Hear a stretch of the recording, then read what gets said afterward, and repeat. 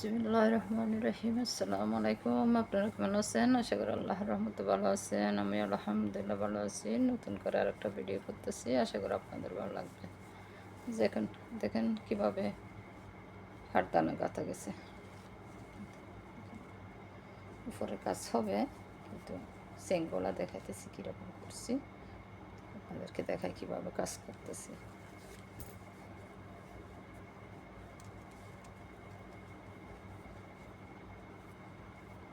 দেখেন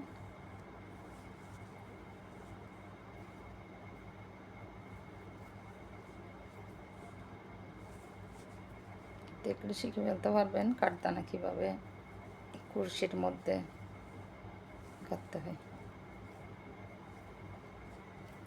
কয়েকটা দেখাইতেছি।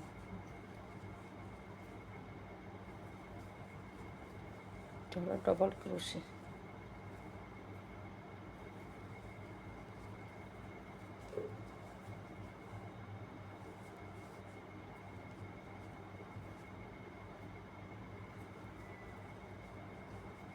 দেখেন কেমন হয়েছে।